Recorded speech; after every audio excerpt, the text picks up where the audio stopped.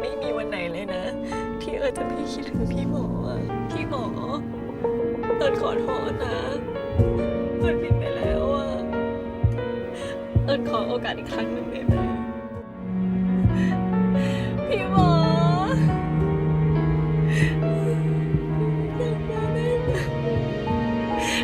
กลับมาได้หรือเปล่า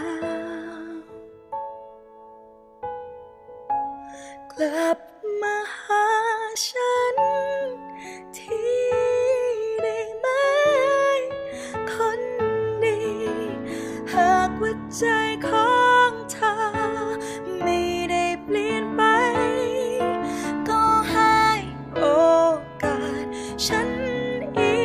กจะได้ไหมได้โปรด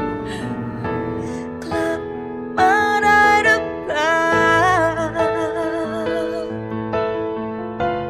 กลับมาหาฉันที่ได้ไหมคนที่ต่อจากวันนี้จะไม่ทำผิดเป็นครั้งที่สองจะไม่ จะรักพี่หมอให้มากกว่าที่เคยรักแล้วก็จะไม่ทำให้พี่หมอเสียใจอีกเลยนะ ฉัน